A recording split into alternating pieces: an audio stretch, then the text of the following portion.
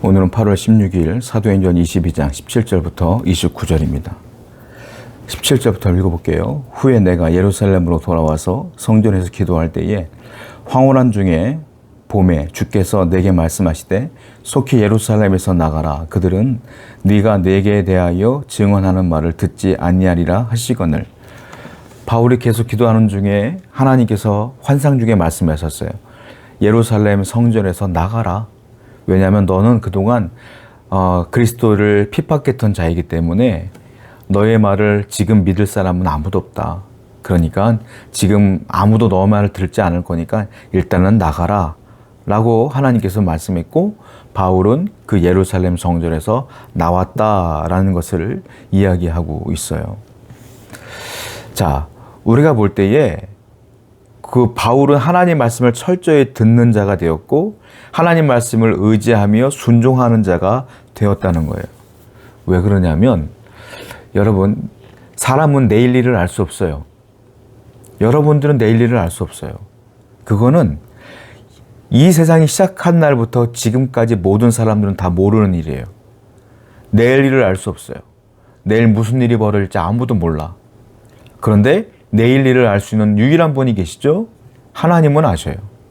우리의 미래를 우리는 모르지만 하나님은 아셔요.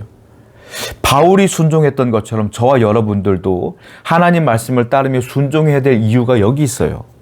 무엇일까요? 하나님은 여러분들의 인생을, 미래의 인생을 알고 계시기 때문에 이렇게 하라, 저렇게 하라 말씀하시는 겁니다. 우리는 그냥 하나님 말씀에 네 하고 순종하면 돼요. 바울에게 말씀하신 것, 네 하고 순종한 것처럼 우리도 순종하면 돼요.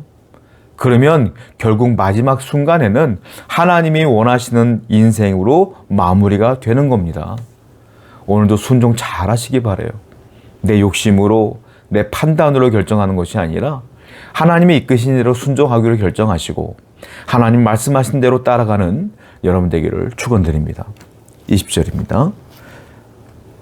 또 주의 증인 스데반이 피를 흘릴 때 내가 곁에 서서 찬송하고 그 죽이는 사람들의 옷을 지킨 줄 그들도 아나이다. 바울은 자기가 스데반을 죽였다라는 고백까지 하고 있어요. 지금 너희가 스데반을 죽일 때 나도 거기 있었고 찬송했고 옷을 지키는 자 내가 바로 그 사람이고 내가 그 스데반 죽일 때 내가 죽인 자야 라는 고백을 쭉 하고 있어요. 이 고백을 할 때 바울은 얼마나 고통스러웠겠습니까? 자기의 치부가 다 드러나는 것이기 때문이죠. 바울이 이렇게 자기의 치부를 드러내며 대중들 앞에서 이렇게 고백하는 이유가 뭐겠어요? 첫 번째로는 어떻게든 그들의 마음으로 움직여서 복음을 받아들이게 하는 것이겠죠. 두 번째는 뭐냐면 그런데도 불구하고 이렇게 나를 사명자로 사용하신 하나님께 너무도 감사하다라는 표현인 거예요. 그와 같은 흉악한 죄인인 나를 하나님이 이렇게 귀한 도구로 사용하시니 나는 몸둘 바를 모르겠다. 나는 너희들이 죽여도 어쩔 수 없는 존재이지만 하나님이 그렇게 나를 사용하시니 너무 감사할 수밖에 없어 라고 하는 거예요.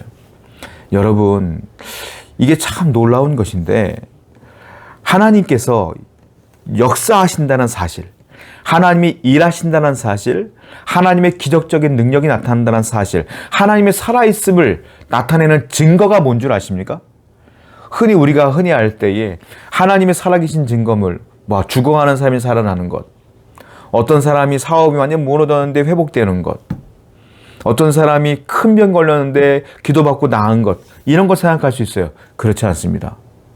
하나님이 살아계심의 놀라운 증거는 누구냐? 바로 나 자신이다라는 거예요. 바로 여러분이에요.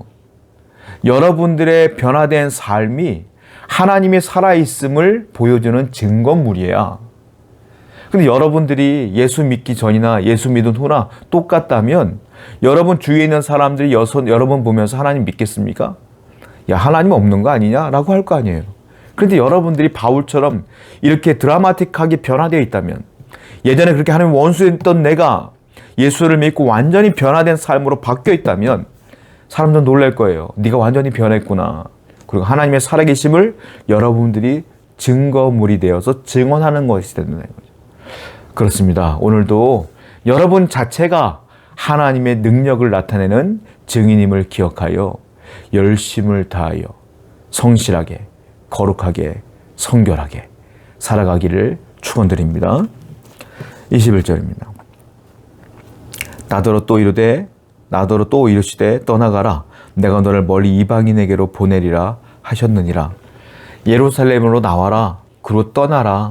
어디로? 이방으로 떠나라. 유대가 아니라 이방으로 떠나라. 하나님께서 말씀하셨다는 거예요. 그 당시에 이방인, 헬라인들은 어떻게 보면 복음의 블루오션이죠. 왜? 예수 그리스도를 믿는 사람, 아는 사람이 한 명도 없으니까. 그러니까 하나님께서는 거기에 복음을 증거하기 위해서 바울을 보내신 것이다 라는 거죠. 바울은 사명자예요. 그 사명을 감당하기 위해서 지금 바울은 하나님에 의해서 이방으로 보내졌고 지금 설교하고 있는 이 장소에도 내가 지금 왔다라고 하는 얘기를 하고 있는 거예요. 여러분, 하나님은 여러분들을 직장으로, 사업장으로, 가정으로, 교회로, 여러분 사회로 다 보내셨어요.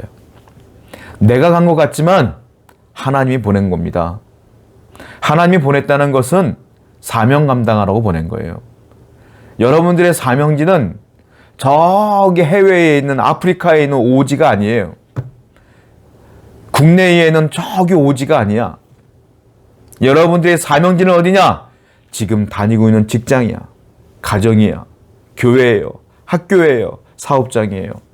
거기서 하나님의 사명을 감당하시는 여러분 되기를 축원드립니다. 23절입니다. 22절입니다. 이 말 하는 것까지 그들이 듣다가 소리질러 이르되 이러한 자는 세상에서 없애버리자. 살려둘 자가 아니라 하여. 가만히 듣던 유대인들이 분노가 폭발합니다. 그리고 죽여버리자. 놔두지 말자. 세상에 살려둘 자가 아니다 라고 얘기하고 있어요. 왜냐하면 바울이 설교하는 것 가운데에 유대인들의 얘기를 쭉 할 땐 조용했거든요.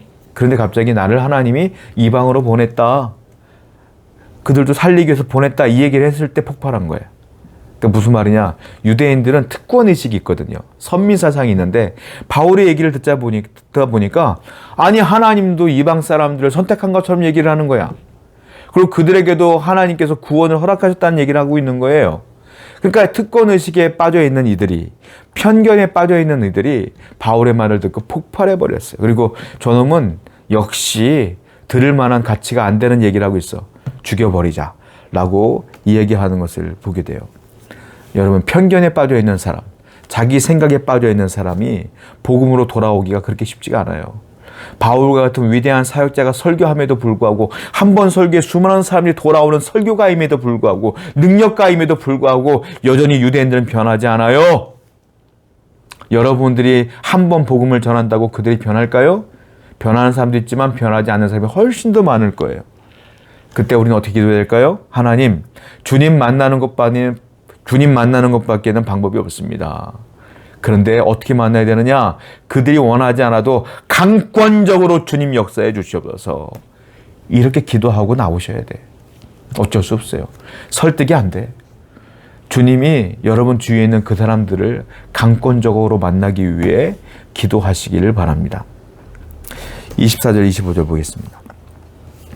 천부장이 바울을 영내로 데려가라 명하고 그들이 무슨 일로 그에게 대하여 떠드는지 알고자 하여 채찍질하여 신문하라 한데 가죽줄로 바울을 베니 바울이 곁에 서 있는 백부장더러 이르되 너희는 로마 시민된 자를 죄도 정하지 아니하고 채찍질할 수 있느냐 하니 29절 신문하려던 사람들이 곧 그에게 물러가고 천부장도 그가 로마 시민인 줄 알고 또 그 결박한 것 때문에 두려워하니라.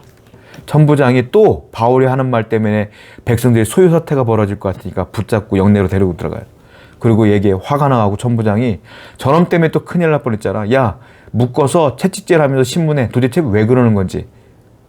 그때 백부장이 그 밑에 부하가 가죽끈으로 바울을 매달고 채찍질을 하려는 순간 바울이 얘기해요.